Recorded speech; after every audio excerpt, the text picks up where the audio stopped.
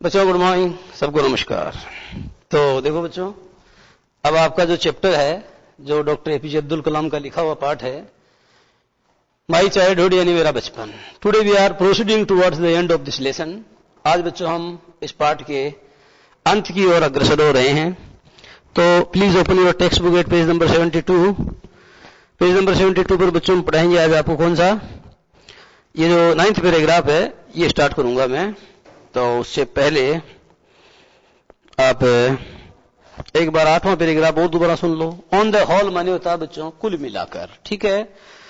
ये आपको previous knowledge से जोड़ने के लिए ऐसा करता हूं मैं, in order to connect you with the previous knowledge. आपका जो पूर्व ज्ञान है उससे कनेक्ट करने के लिए पिछले वाले पैराग्राफ को हम थोड़ा सा स्टार्ट करते हैं, ताकि मुख्य धारा से आपको जोड़ने में मुझे कोई समस्या नहीं है, so that I can very easily connect you with the main stream.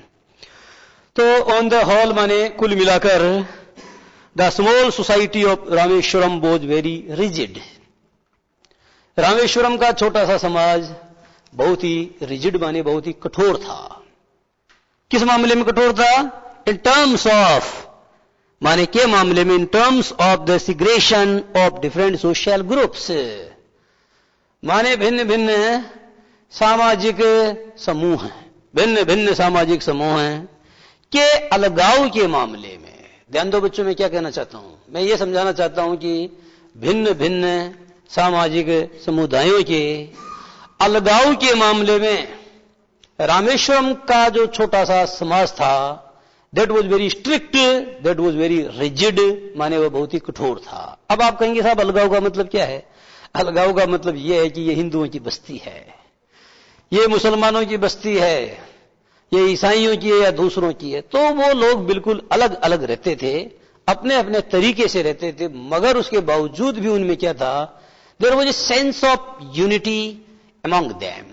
बावजूद इसके उन सब में बच्चों एक sense of unity, a sense of cooperation, a sense of brotherhood, fraternity माने बंधुत्व का एक बोध उन लोगों के बीच में था। जैसे हमारा भारत कैसा देश है बच्चों, आप देखते हो अनेकता में एकता, हिंद की विशेषता।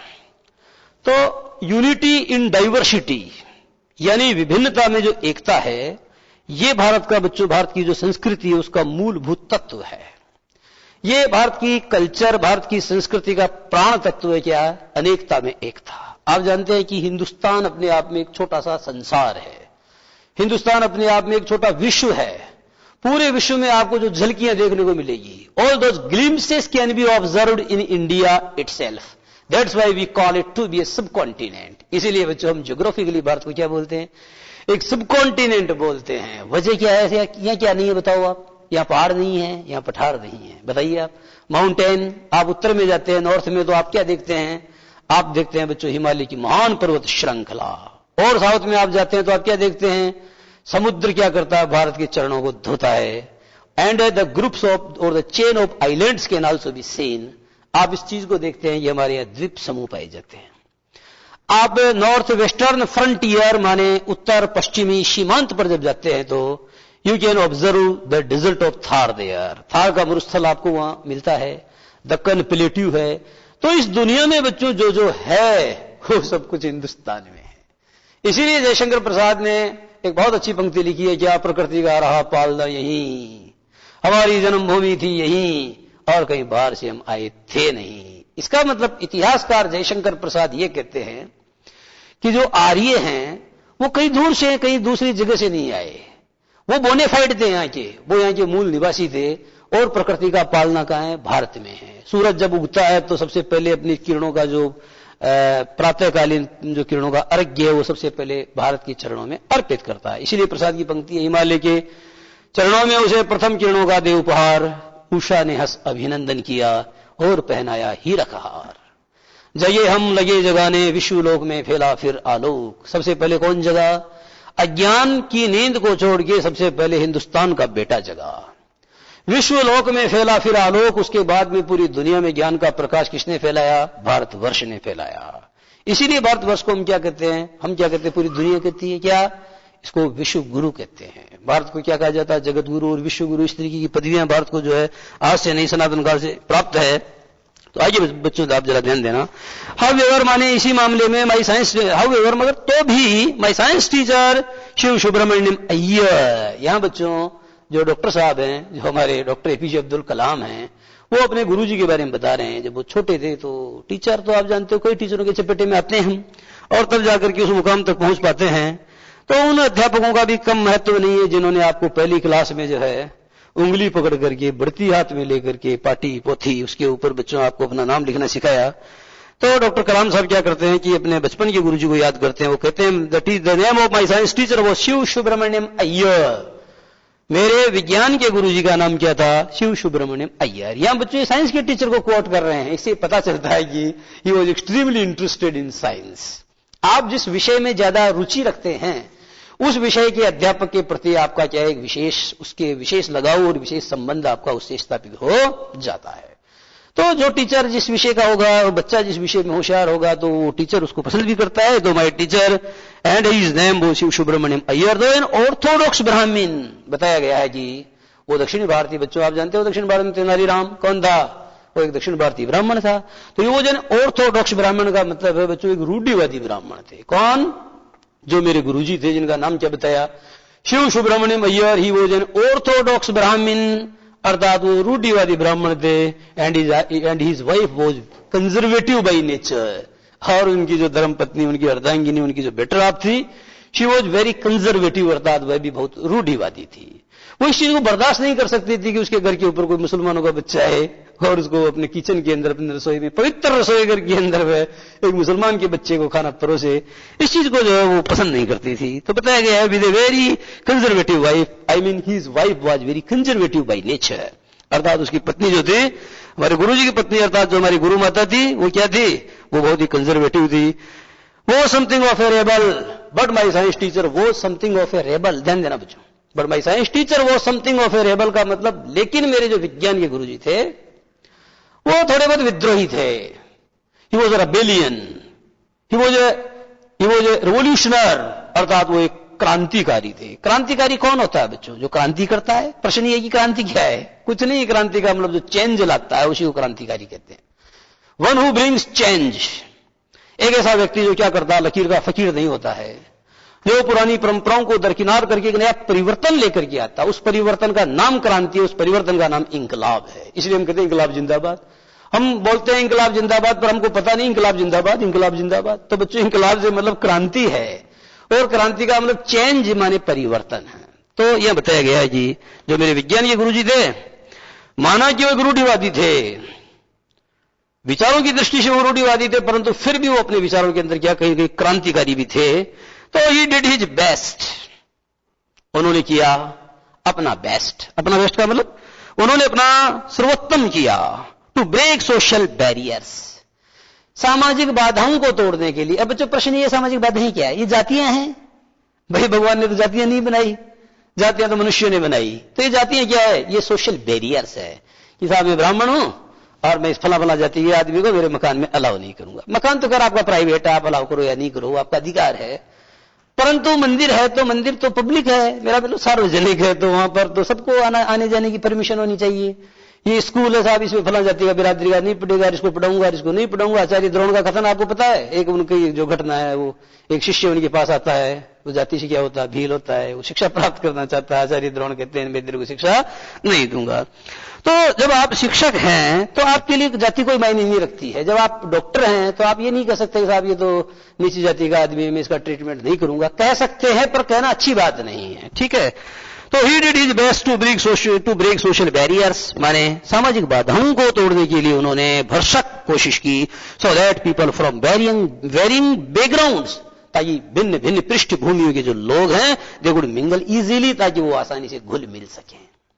देखो भाई, सबसे बड़ी जो सार की बात है वो ये है कि हम घुल मिल के रहें, हम एक दूसरे से जो एक दूसरे को प्यार करें, और नफरत की दुनिया को छोड़ के प्यार की दुनिया में खुश रहना मेरे यार।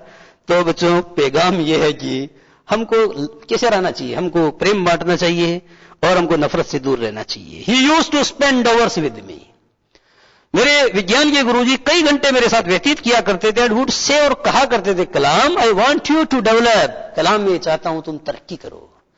आई want that you should progress, मैं ये चाहता हूं कि तुम तरक्की करो, so that you are on par, so that you may be equal, ताकि तुम समान बन सको किसके, विद हाईली हुए लोग हैं, बड़े बड़े शहरों में रहने वाले, ऊंची तालीम प्राप्त किए हुए जो लोग हैं, उच्च शिक्षा प्राप्त जो लोग हैं, उन लोगों के समकक्ष, उन लोगों के इक्विवेलेंट तुम बन सको, ऐसा मैं चाहता हूं। ऐसा कौन कहा करते थे? ऐसा बच्चों डॉक्टर अब्दुल कलाम के जो सर थे वो कहा करते थे। तो वन डे, अब देखो बच्चों बात शुरू करता हूं। One day he invited me to his home for a meal, एक दिन उन्होंने मुझे आमंत्रित किया अपने घर पर भोजन के लिए। भोजन के लिए आमंत्रित किया, चाय के लिए बुलाते हैं, है ना, तो चाय के लिए बुलाया। अब बच्चों यहां देखने वाली बात यह है इस सेंटेंस में कि आप लोग क्या करते हो, जरा एक सेंटेंस देता हूं आपको। She invited me on tea, ये SSC CGL combined graduate level पे पूछा हुआ सेंटेंस है बच्चों, तो आप इसको हल्का सेंटेंस न लें, आप ही किताब में से हैं। She invited me on T, अर्थात उसने मुझे चाय पर बुलाया। अब बच्चों प्रथम दृष्टि ये वाक्य आपको शुद्ध लग रहा है, शी माने उसने, इनवाइटेड यानी मुझे, मी और ऑन टी यानी चाय पर, उसने मुझे चाय पर बुलाया। पर बच्चों ये सेंटेंस गलत कहां हो गया आपका, जरा देखो। ये जो इनवाइट है ना, ये बच्चों एक वर्ब है और ये फिक्स है कि अपने बाद टू लेगी। अब आप हिंदी में तो कहते हो उसने मुझे चाय पर बुलाया, पर बच्चों चाय के ऊपर थोड़ी बैठते हो आप जाकर के। हिंदी में ऐसे बोल सकते हैं, पर इंग्लिश में कहना पड़ेगा she invited me to tea. On tea गलत होता है, she invited me to tea. यानी मैं ये कहना चाहता हूं कि इनवाइट टू होता है, इनवाइट ऑन नहीं होता है। मैं कहता हूं टॉक टू होता है, टॉक विद नहीं होता है। कई बार आप कहते हो आई एम टॉकिंग विद यू। अब बच्चों आपको तो सही लग रहा है, पर वो सही है नहीं। ये स्पोकन है ना, ये पूरा जो है गड़बड़ झाला कर देती है। अंग्रेजी बच्चों ऐसी होनी चाहिए, लैंग्वेज आपको ऐसी आनी चाहिए जो बोलने पर अच्छी लगे, लेकिन जब उसको कागज पे लिखा जाए तब भी अच्छी लगे। आपकी समस्या क्या है कि बोलते तो बहुत कुछ है, बोलने में तो चल जाती है, पर जब उसको कागज पे लिखते हैं तो गोड़े गोड़े गोड़े गोड़े, और फिर क्या होता है, फिर माइनस मार्किंग में आदमी जाता है। तो कहने का मतलब ये हुआ कि इन चीजों का पता हो। इनवाइट टू होता है, ध्यान दो बच्चों, और टॉक टू होता है, टॉक विद कभी नहीं होता है। जबकि शुद्ध लग रहा है, आई एम टॉकिंग विद यू, मैं तुमसे बातें कर रहा हूं, बिल्कुल शुद्ध प्रतीत हो रहा है। It only seems to be correct, ये बिल्कुल शुद्ध प्रतीत हो रहा है, but actually it is not correct. लेकिन बच्चों ग्रामर के नियमों के हिसाब से गलत सही नहीं है, तो कैसे बोलना पड़ेगा, I am talking to you.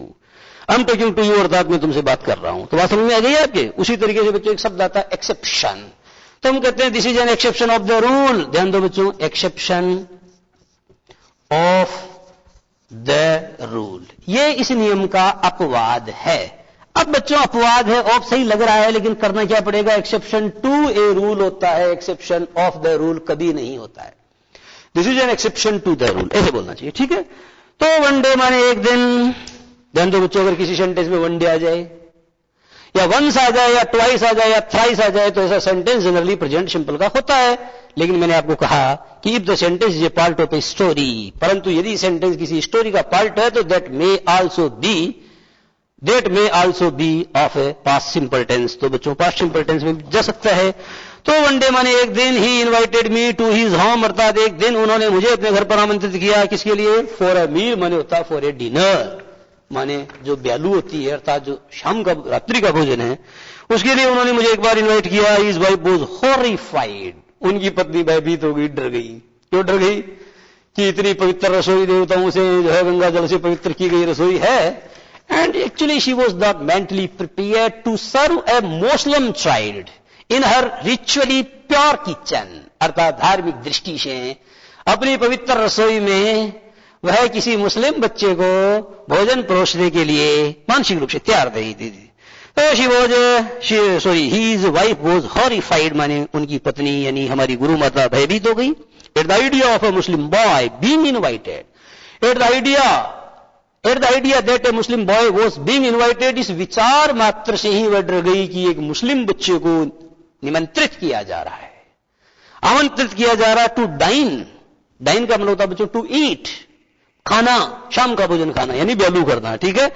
In her ritually pure kitchen, अर्थात उनकी धार्मिक रूप से पवित्र रसोई में एक मुस्लिम बच्चे को भोजन करने के लिए आमंत्रित किया जा रहा है। इस विचार मात्र से वो क्या हो गई, शी वाज हॉरिफाइड, अर्थात वो भयभीत हो गई।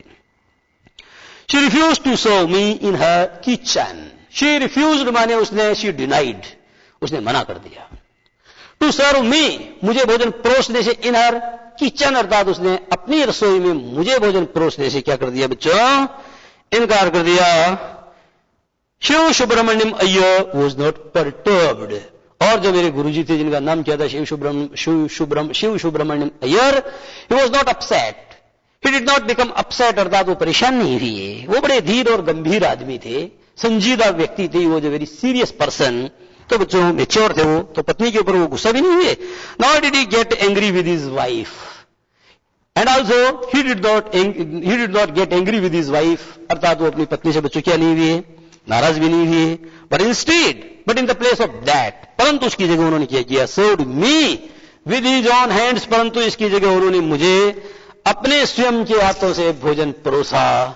एंड सेट बिसाइड मी, और मेरे बगल में बैठ गए, टू ईट हीज मील, और अपना भोजन करने के लिए मेरे बगल में बैठ गए, अर्थात मेरे बगल में बैठ करके भोजन करने लगे और अपने हाथों से उन्होंने मुझे खाना परोसा। तो बच्चों इस क्रम में अपनी बात जारी रहेगी, परंतु इससे पहले हम लेंगे 2 मिनट का ब्रेक।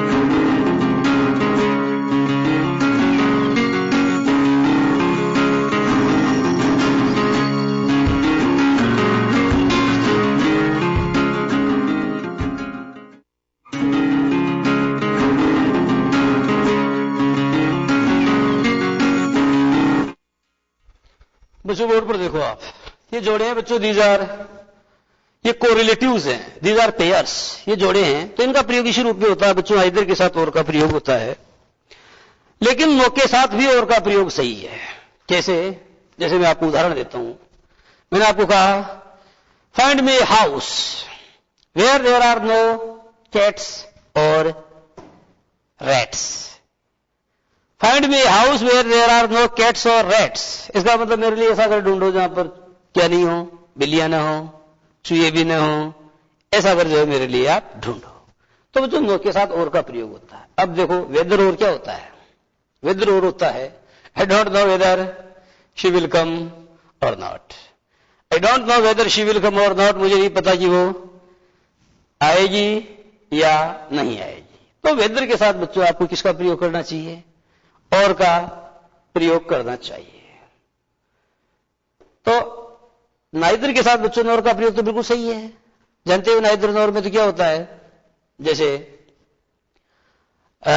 ही नाइदर वर्क्स, अर्थात न तो काम करता है, नॉर स्टडीज, और न पढ़ाई करता है। तो नाइदर के साथ नॉर का प्रयोग बिल्कुल सही है। लेकिन बच्चों नोट के साथ भी नॉर का प्रयोग होता है, ये भी आइए जो सेंटेंस आप देखो, उसमें नोट के साथ भी नॉर का प्रयोग आपको देखने को मिलेगा। ये जोड़े बच्चों इनको आपको याद करना चाहिए, ठीक है।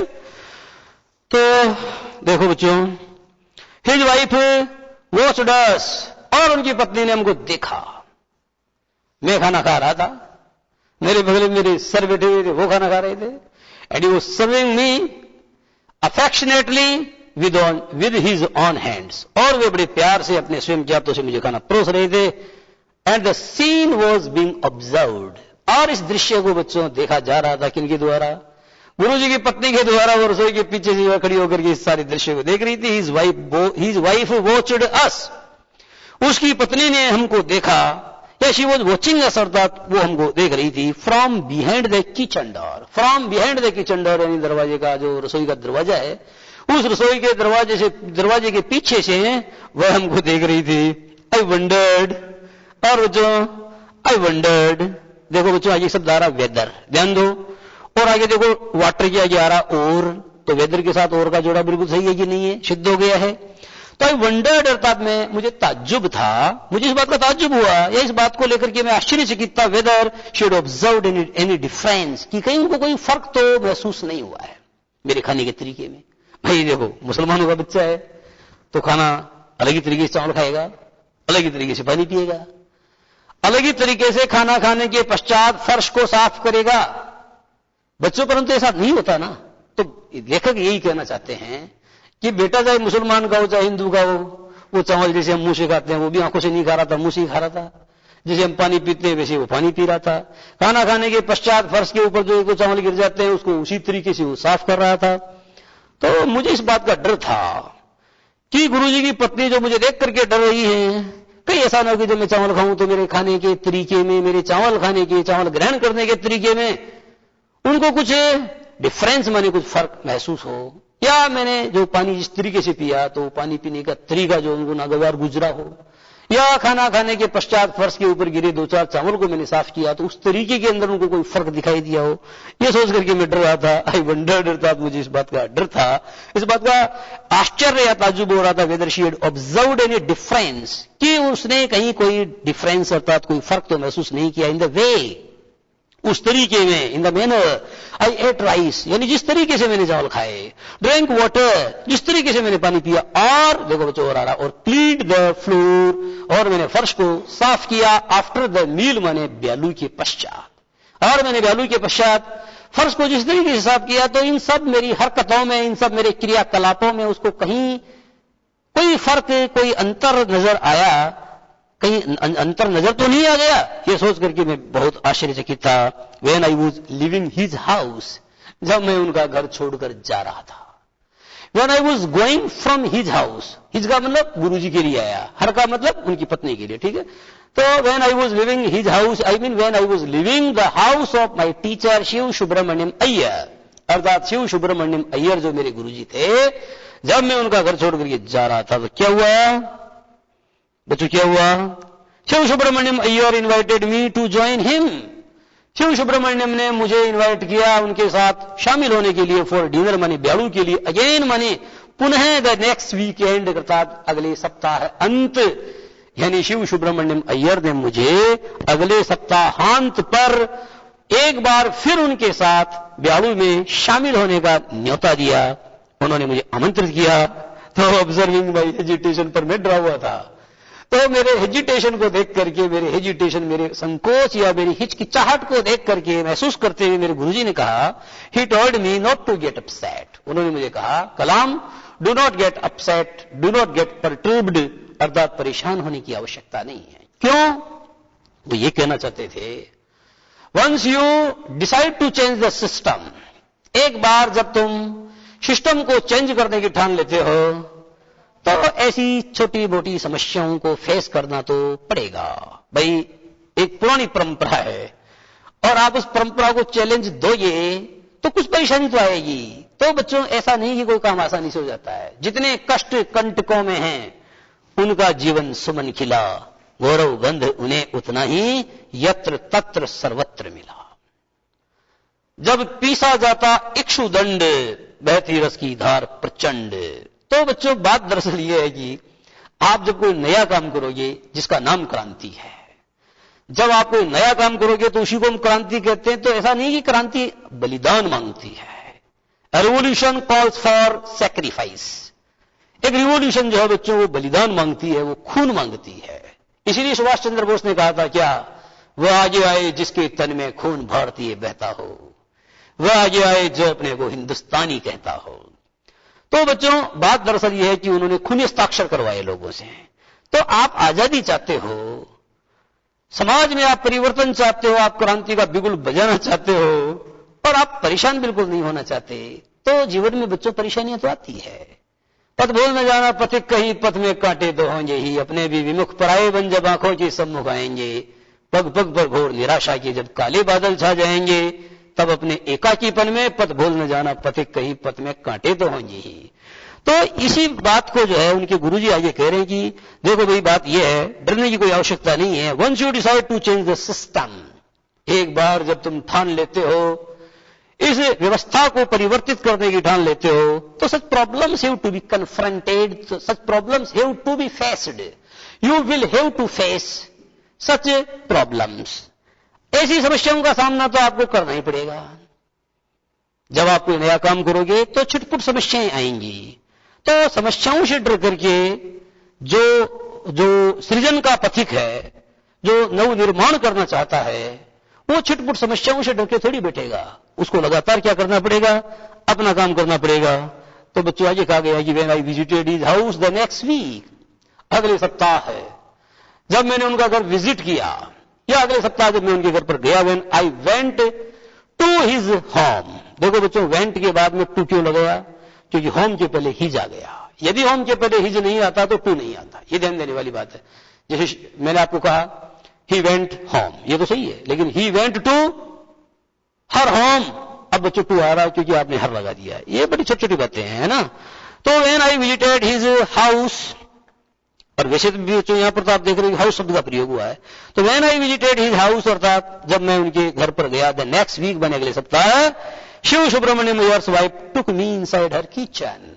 तो शिव सुब्रमण्यम अय्यर सर की पत्नी स्वयं मुझे किचन में लेकर के गई, एंड सर्व्ड मी फूड, और उन्होंने मुझे खाना परोसा, विद हर ऑन हैंड्स, माने अपने स्वयं के हाथों से। तो बात दरअसल ये है बच्चों कि जो व्यक्ति जो शुरू में आपका काम नहीं कर रहा था वो भी आपका करने लगा, तो धैर्य की आवश्यकता है।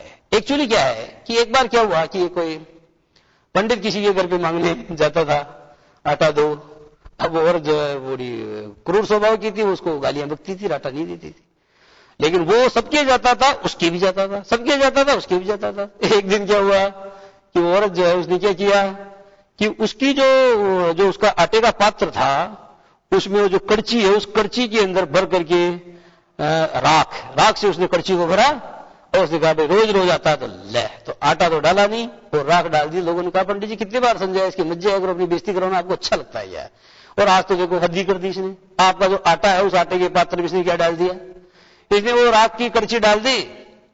लेकिन पंडित धीर गंभीरता उसने कहा कोई बात नहीं, अच्छी नहीं तो खराब चीज, कम से कम इसने कुछ देना तो सीखा।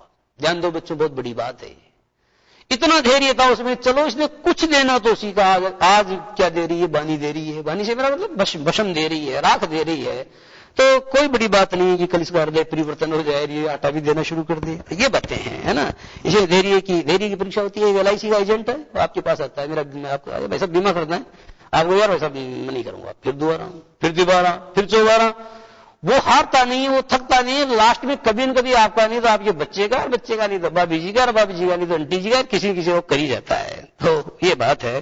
तो when I visited his house, जब मैं उनके घर पर गया, द नेक्स्ट वीक अर्थात अगले सप्ताह जब मैं उनके घर पर गया, Shiv Subramaniam Iyer's wife took me inside her kitchen. Shiv Subramaniam Iyer की पत्नी मुझे अपनी रसोई के अंदर ले गई, and served me food with her own hands, और अपने स्वयं के हाथों से उसने मुझे खाना परोसा। आगे देखो, then the second world war was over, then the second world war was over, माने तब बच्चों द्वितीय विश्व युद्ध समाप्त हो चुका था, and India's freedom was imminent।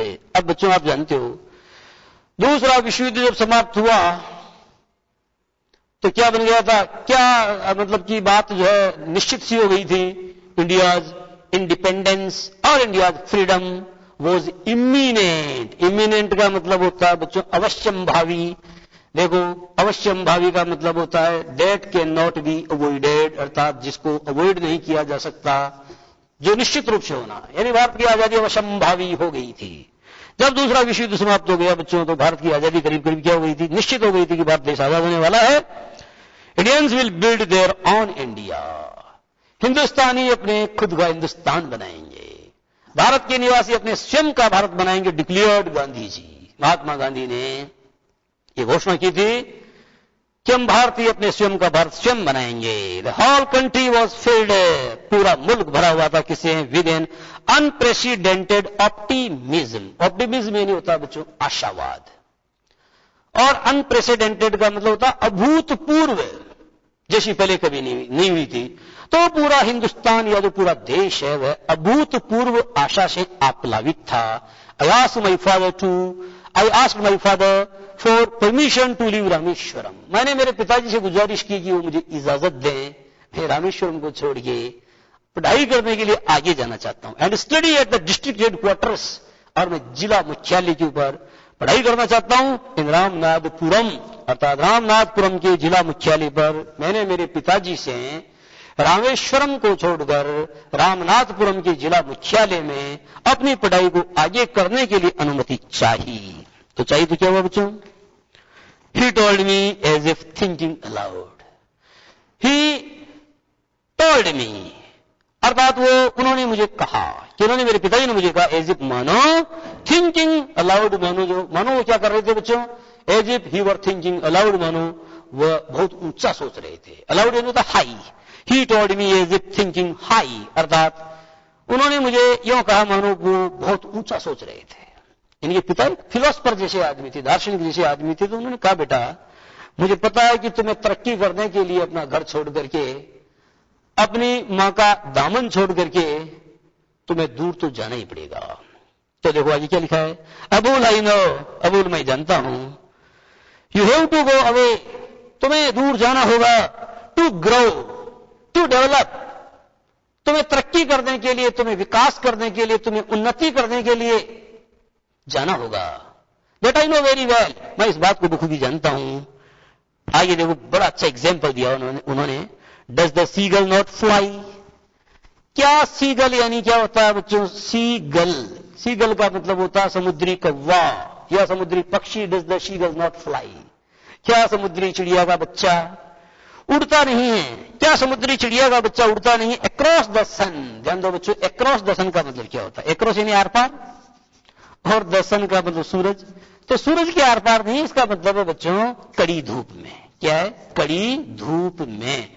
क्या समुद्री पक्षी या समुद्री कव्वे का जो बच्चा है वह कड़ी धूप में उड़ता नहीं है? अलोन, बिल्कुल अकेला, एंड विदाउट ए नेस्ट, और बिना घोंसले के।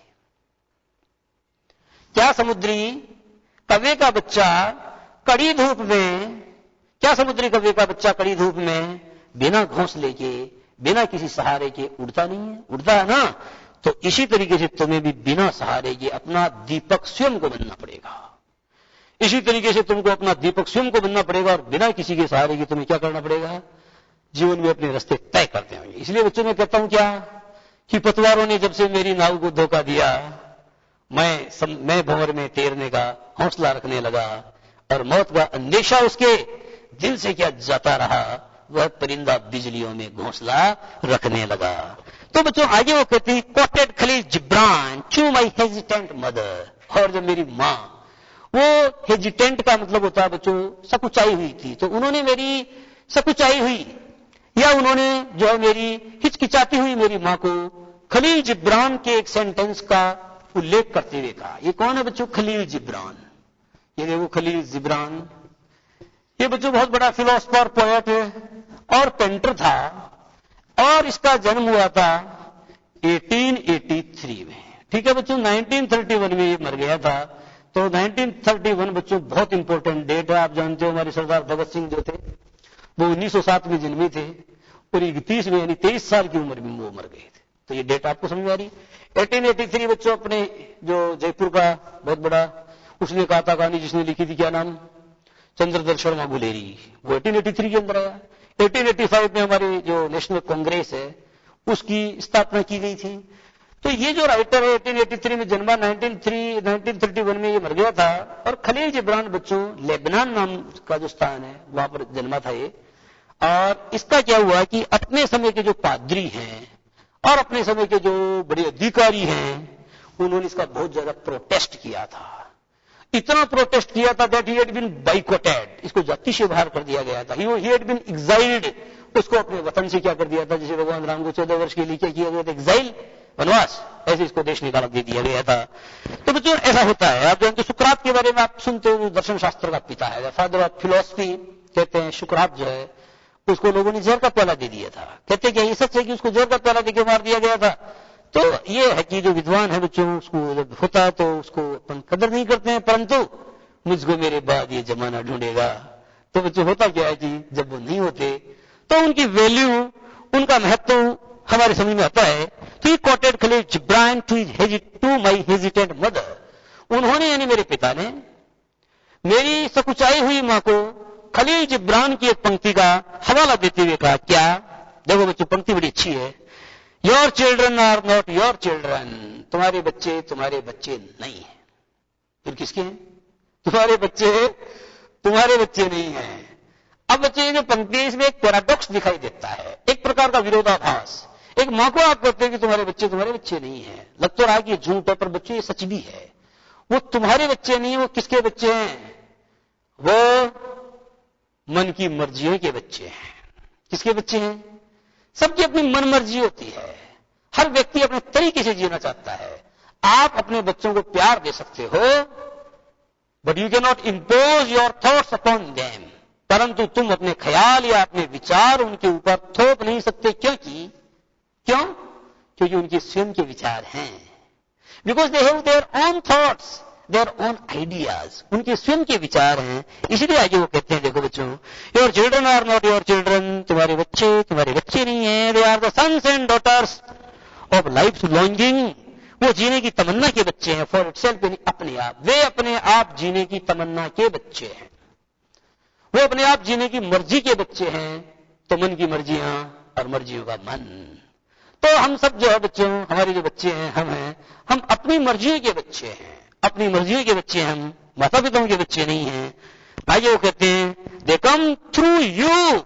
ये सच है, इस संसार में वो तुम्हारे जरिए आते हैं। ये सच है कि संसार में वो तुम्हारे जरिए आते हैं, तुम्हारे माध्यम से आते हैं। But not from you. लेकिन वो तुमसे नहीं आते हैं। ध्यान दो बच्चों, ये सच है कि वो बच्चे इस संसार में तुम्हारे माध्यम से आते हैं, पर तुमसे नहीं आते हैं। कैसे? अगर बच्चे माता पिताओं से आते तो फिर इस संसार के अंदर कोई भी व्यक्ति निसंतान नहीं होता। बड़े बड़े डॉक्टर्स जो हैं, उनकी भी संतान कभी नहीं होती तो नहीं होती। तो कहने का मतलब बच्चों ये है कि जो बच्चे हैं, जो हर आत्मा है, वो एक शरीर का नहीं, एक परमात्मा का अंश है। वो आत्मा का नहीं है, बल्कि किसका अंश है बच्चों? आत्मा जो है किसी शरीर का नहीं, बल्कि किसी परमात्मा का अंश है। तो माना कि वो तुम्हारे माध्यम से इस दुनिया में आते हैं, परंतु वे तुमसे नहीं आते हैं, तुमसे उद्भूत नहीं होते हैं। You may give them your love. तुम उनको अपना प्यार दे सकती हो, but not your thoughts. But you can not impose your thoughts upon them. पर तुम अपने विचार या अपने ख्यालात या अपनी मर्जियां उनके ऊपर थोप नहीं सकती हो। क्यों? For any because. लिखो बच्चों, फॉर का मतलब क्योंकि, लेकिन फॉर एनी बिकॉज इस जगह। Because they have their own thoughts. Because they have their own thoughts and ideas. क्योंकि उनके पास अपने स्वयं के निजी ख्यालात और उनके पास में अपने स्वयं के निजी विचार हैं। एपीजे अब्दुल कलाम का पाठ है बच्चों, an extract from wings of fire. पहले कह चुका हूं, इनकी आत्मकथा का नाम है अग्नि के पंख, विंग्स ऑफ फायर। उसका एक एक्सट्रैक्ट माने उसका ये अंश है। तो इस तरह से बच्चों आपने क्या देखा? आपका पाठ बिल्कुल खत्म हो गया है। और बच्चों आज की बात यही समाप्त। आगे वाली बात अगली क्लास में। नमस्कार।